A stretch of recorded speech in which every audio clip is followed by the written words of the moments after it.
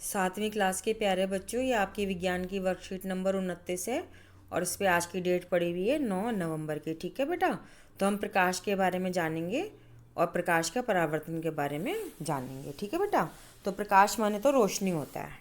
आम भाषा में हम कहते हैं ना, रोशनी नहीं है, देखो दिख नहीं रहा हमें, और बल्ब जला दो, शाम को अंधेरा हो जाता है, बल्ब जला दो, ट्यूबलाइट जला दो, लाइट चली जाती है तो हम मोमबत्ती जला लेते हैं, क्योंकि बिना प्रकाश के, बिना रोशनी के हमारा जीवन नहीं है। ठीक है बेटा, तो आपका ये पाठ है ना, इसको आप पढ़ना।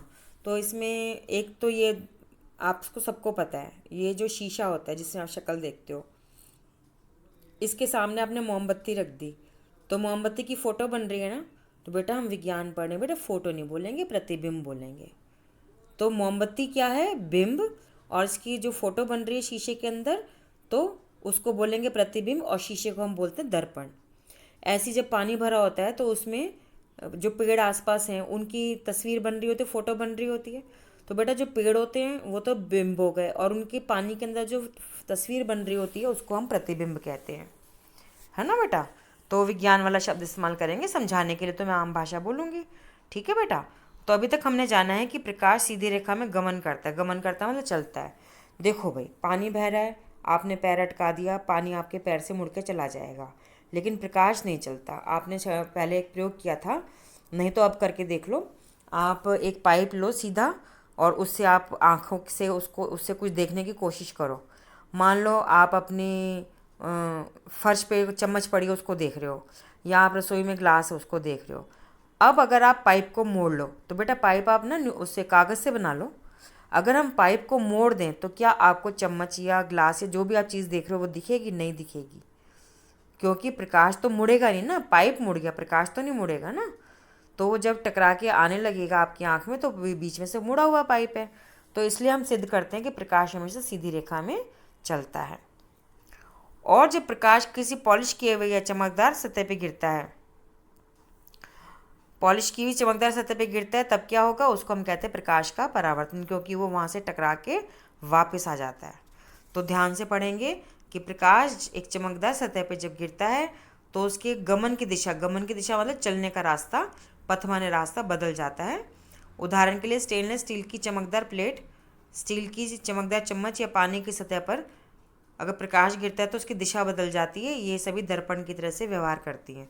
दर्पण माने क्या होता है बेटा? शक्ल दिखना।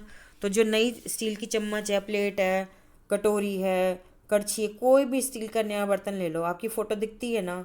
लेकिन जो आप बर्तन घर में इस्तेमाल कर रहे हो, जो रोज़ मंजते हैं, उसमें आप अपनी फ़ोटो देखो, धुंधली दिखती है ना। तो बेटा वो क्यों दिखती है? प्रकाश का परावर्तन होता है चमकीली चिकनी सतह से।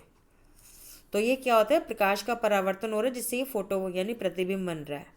तो ये भी प्रकाश का परावर्तन हो रहा है जिससे इसका प्रतिबिंब बन रहा है। ठीक है बेटा, तो दर्पण क्या होता है? कोई भी पॉलिश किया हुआ अथवा चमकदार पृष्ठ, जो पृष्ठ मतलब सतह, जो अम, उसका तल होता है जो हम छूते हैं उसको, उसको दर्पण की भांति कार्य करता है। ठीक है, प्रकाश का परावर्तन किसे कहेंगे? कि दर्पण द्वारा प्रकाश की दिशा के परिवर्तन को प्रकाश का परावर्तन कहते हैं। तो बेटा इसको हम बिल्कुल आसान भाषा में बता रही हूँ कि जब प्रकाश किस सतह पर पड़ता है, चमकीली सतह पर पड़ता है, तो टकरा के वापस जाता है, उसकी दिशा बदल जाती है ना, उसको हम प्रकाश का परावर्तन कहते हैं। ठीक है बेटा, आगे पढ़ते हैं कि वस्तुएं तभी दिखाई देती हैं जब प्रकाश उनसे परावर्तित होकर हमारी आंखों तक पहुंचता है। तो बेटा परावर्तित का मतलब हो गया टकरा के हमारी आंखों में पहुंचता है। तो कोई भी वस्तु तभी दिखाई देगी जब प्रकाश उनसे टकरा के हमारी आंखों में पहुंचेगा। देखो, आपके सामने चादर रखी है, कपड़े रखे हैं, आपके भाई बहन खड़े हैं, मम्मी है, पापा हैं, वो क्यों दिख रहे हैं? टीवी दिख रहा है, क्यों दिख रहा है? क्योंकि उनके ऊपर प्रकाश पड़ रहा है, वो टकरा के आपकी आंखों में आ रहा है। तो टकरा के आंखों में आने का, टकराने का मतलब परावर्तन। परावर्तित होकर आपकी आंखों में आ रहा है तो आपको वो सब दिख रहा है, लेकिन साथ वाले घर में भी तो प्रकाश गिर रहा है ना, तो उन पे भी तो टकरा रहा है ना प्रकाश। साथ वाले घर में आपकी मौसी रहती है, आंटी रहती है, आपकी सहेली रहती है, वो क्यों नहीं दिख रही आपको? क्योंकि उनके ऊपर जो प्रकाश पड़ रहा है वो टकरा के आपकी आंख में नहीं आ रहा, इसलिए नहीं दिख रहा। ठीक है बेटा, तो समतल दर्पण के बारे में आगे पढ़ेंगे, प्रतिबिंब का निर्माण। तो समतल दर्पण के सामने जलती हुई मोमबत्ती रख दी, मोमबत्ती की लौ को दर्पण से देखने का प्रयत्न कीजिए, ये मतलब कह रहा है। तो ऐसा लगता है कि मोमबत्ती एक दर्पण के पीछे रखी है, तो दर्पण में जो है मोमबत्ती का प्रतिबिंब बना, ये मैं आपको बता चुकी हूँ। तो मोमबत्ती को अलग अलग स्थिति में रखिए, प्रत्येक अवस्था में प्रतिबिंब को देखिए। उनका कहने का मतलब है कि मोमबत्ती को टेढ़ा कर दोगे तो टेढ़ी प्रतिबिंब बनेगा, दूसरी तरफ दाईं तरफ टेढ़ा कर दोगे तो वैसे बनेगा, लिटा दोगे तो वैसे, जैसे जो वस्तु रखी होगी, बिंब यानी वस्तु बने बिंब, उसका वैसे ही फोटो यानी प्रतिबिंब बनेगा। ठीक है बेटा, आगे पढ़ते हैं कि समतल दर्पण में प्रतिबिंब दर्पण के पीछे बनता है, सीधा होता है, वस्तु के साइज के समान होता है, मतलब वस्तु के आकार का होता है, और दर्पण से उतनी दूरी पे बनता है जितना कि वस्तु दर्पण के सामने रखी गई है। तो मतलब ये है कि जब आप शीशे के आगे खड़े होते हैं तो बेटा विज्ञान में बोलेंगे दर्पण के आगे खड़े होते हैं, तो जब आप दर्पण की तरफ जाते हैं तो आपका जो प्रतिबिंब है वो भी आपकी तरफ आता हुआ दिखता है।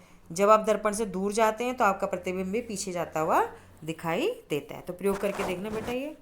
ठीक है, अब हम इसके प्रश्न उत्तर देखते हैं कि दैनिक जीवन में उपयोग की चीज़ों के 3 उदाहरण दीजिए जो दर्पण की तरह से काम करते हैं।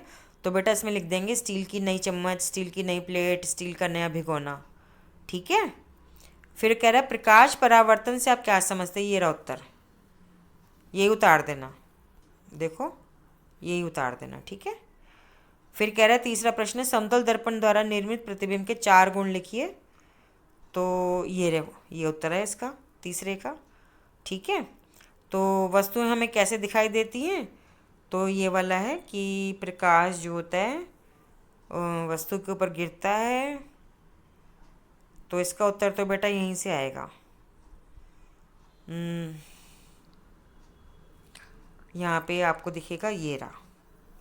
ठीक है बेटा, और बेटा आपने क्या करना है, कोविड से बचने के लिए आपने ध्यान देना है कि घर से बाहर मास्क लगा के जाएं, 2 गज की दूरी का पालन करें, और घर के अंदर आएँ तो अच्छे से साबुन से पानी से हाथ धोएं।